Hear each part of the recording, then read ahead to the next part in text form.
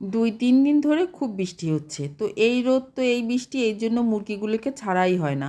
আজকে ভাবলাম মুরগিগুলোকে একটু ছাদ বাগানে ছেড়ে দেই, ওরা একটু ঘাস টাস খুঁটে খাক এবং ওদের একটু গায়ে একটু আলো বাতাস লাগাক। অবশ্য ওদের আমি খুব আটকে রাখি না, ওদের একটু ছাড়াভাবেই মানে অর্ধমুক্ত অবস্থায় ওদের লালন পালন করি। দেখেন আজকের আকাশটা কত সুন্দর, একদম নীল, একদম মনে হচ্ছে কি এক ছবির মতো। কিন্তু দেখা যাবে কি একটু পরেই মেঘ করে ঝমঝম বৃষ্টি শুরু হয়ে গেছে। অবশ্য বৃষ্টি হলে কিন্তু গরমের তীব্রতাও কমে আর গাছপালা সব কিছুই মানে ভালো হয়। কিন্তু পশু পাখি আর গরিব মানুষের যত কষ্ট, যেমন দেখেন রিক্সাওয়ালারা কত কষ্ট করে রিক্সা চালায়, আমার এগুলো দেখলে অনেক খারাপ লাগে বর্ষায় ভিজে ভিজে। আর আমার এই মুরগিগুলোরও খুব কষ্ট হয়, তখন ওরা একটু খেতে নামতে পারে না, ওদেরও আটকা থাকতে হয়।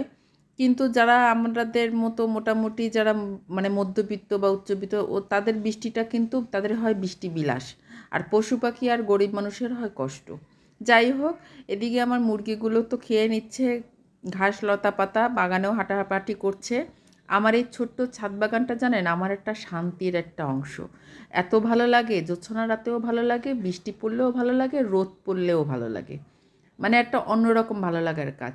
শহরের বাড়িতে দেখা যায় কি যে ফ্ল্যাট বাড়িতে আমরা সবাই আটকা থাকি, কিন্তু এরকম একটা ফিল পাই না, গ্রাম গ্রাম একটা ফিল পাই না। কিন্তু আমার এই ছাদ বাগানটায় আমি একপাশে মুরগির খামার করেছি, একপাশে আমার গাছগাছালি আছে, আর একপাশে আমার থাকার ব্যবস্থাও আছে।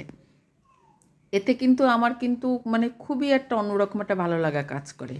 তো মুরগিগুলোকে একটু খেতে দিচ্ছি, ওদের কিন্তু আমি কিন্তু বেশি একটা বাইরের খাবার খেতে দিই না, আমাদের বাড়ির ভাত তরি তরকারি এগুলোই দেই। তারপরে ঘাস টাস ওরা খায়। আর আমি শুধু কেনার ভিতরে মাঝে মাঝে ধান কিনি, ওরা একটু ধান কিনে খায়। তো আজকে রান্না করব আমি একদম ছাদ বাগানের ফ্রেশ ফ্রেশ জিনিস, সাথে থাকবেন আশা করছি। এদিকে দেখেন আমার একটা গোলাপ ফুল ফুটেছিল অনেক বড়, গোলাপ গাছটা প্রায় 6-7 দিন পরে এখন ঝরে যাচ্ছে। আসলে এটাই নিয়ম, এক সময় খুব বড় হবে তারপর আস্তে ঝরে যাবে, মানুষও ঠিক সেরকম। আর এই যে মেহেদি গাছটার এত পাতা হয়েছে যে নুয়ে পড়েছে। আর এই যে অনেকগুলো কুমড়ো গাছ হয়েছে, আর আমি কিন্তু এই কুমড়ো গাছগুলো কিন্তু লাগাইনি, এই কুমড়ো গাছগুলো একাই হয়েছে, কারণ আমি এই গাছের সব প্রাকৃতিক মানে সার দেই, যেমন আমাদের যে শাকসবজির মানে খোসা টোসা থাকে ওইগুলোই দেই। তো তো ওইখান থেকে হয়তো বা বিচি থেকে এই যে কুমড়ো শাকগুলো হয়েছে। আর এই যে আলু শাক হয়েছে, আমি এটা লাউ গাছ লাগিয়েছি, সিম গাছ লাগিয়েছি। আর এই দেখেন কি পরিমাণে আলহামদুলিল্লাহ মাশাল্লাহ লেবু হয়েছে, লেবু গাছে অনেক বড় বড় লেবু হয়েছে, আর বৃষ্টির পানিতে এগুলো বেশ মানে তরতাজা রইছে।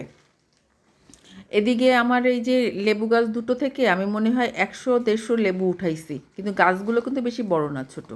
তো আজকে আমি দুপুরে রান্না করার জন্য এখান থেকে কুমড়োর শাক তুলবো। কুমড়োর শাক ভাজি করলে কিন্তু চিংড়ি মাছ দিয়ে একটু নারিকেল দিয়ে অনেক মজা লাগে। আপনাদের কেমন লাগে অবশ্যই কিন্তু কমেন্ট করে জানাবেন। ও আরেকটা কথা, আমার এই চ্যানেলটা কিন্তু সাবস্ক্রাইব করা না থাকলে অবশ্যই একটু সাবস্ক্রাইব করে রাখবেন, তাহলে নতুন নতুন ভিডিও আপনাদের কাছে চলে যাবে। তো যাই হোক, এই যে আমি শাকগুলো তুলছি, শাকগুলো মোটামুটি একটু শক্ত ছিল, গোড়াটা মানে তুলতে একটু কষ্ট হচ্ছিল, তারপরে তুলে নিচ্ছিলাম। আর এতে কিন্তু একটু কাটা কাটা থাকে কুমড়ো গাছে। আর এই দেখেন আলু গাছে কি পরিমাণে আলু শাক হয়েছে। এই আলু শাক কিন্তু টাকি মাছ দিয়ে রান্না করলে অনেক মজা লাগে, আর একদিন দেখাবো আপনাদের টাকি মাছ দিয়ে আলু শাক রান্নার রেসিপিটা। তো আমি এখানে শাক তুলে নিলাম, আর এদিকে একটা মোরগ ধরে নিলাম। আমি বললাম না আজকে ছাদ বাগানে সব ফ্রেশ ফ্রেশ জিনিস আমি রান্না করব। তো একটা মোরগ তুলে নিয়েছি, মানে মোরগটাকে, ও দুটো মোরগ তো, একটা মোরগ আর একটা মোরগকে অনেক ঠুকরায়, যার জন্য ও তেমন একটা খেতে পারে না, ওকে খেতে দেয় না এই মোরগটা। যার জন্য আমি করব কি ওই মোরগটাকে জবাই দিয়ে দিব, আর ও একটু পায়ে ব্যথাও পেয়েছে মনে হয়। তো ওকে আমি জবাই দিব মানে রান্না করব। আর হলো আমি মুরগির ডিম উঠিয়ে নিয়েছি, দেখতে পাচ্ছেন আমি প্রায় 5টা-6টা মুরগির ডিম উঠিয়ে নিয়েছিলাম। আর এখন আমি কয়টা লেবুও তুলে নেব। এই যে শাক দিয়ে লেবু দিয়ে খেতে কিন্তু অনেক ভালো লাগবে বলেন। তো লেবু একটা তুলেছি, আরও কিছু লেবু তুলে নিব। খুব বেশি তুলব না, কারণ কি গাছের ফ্রেশ তো, এগুলো যখন যেরকম লাগে আমি সেরকমই তুলে নিই। এই যে আমার তো গাছ থেকে লেবু শাক তোলা হলো, মোরগ নিলাম, ডিম নিলাম। এখন আমি রান্নাবান্নার কাছে চলে যাই। দেখেন বলতে বলতে মেঘ করে এসেছে, একটু পরেই টুপ করে বৃষ্টি নামা শুরু হবে। এই যে আমি মুরগি রান্না করে নিলাম, এখানে আমি দেশি মুরগি কাঁঠালের বিচি আর আলু দিয়ে রান্না করছি। এত সুন্দর হয়েছে রান্নাটা, খেতে কিন্তু দারুণ লেগেছে। কারণ কি একদম এটা দেশি মুরগি, রোদ লাগে, বৃষ্টি লাগে, তারপরে একদম ফ্রেশ ফ্রেশ খাবার, কোনো ফিট খাওয়ানো হয় না, যার জন্য এই মুরগিগুলো খেতে কিন্তু আসলেই দারুণ মজা লাগে। আরও রান্না করে নিয়েছি আমি কাচকি মাছ আলু দিয়ে চচ্চড়ি করেছি, এটাও কিন্তু খেতে খুব মজা হয়েছিল।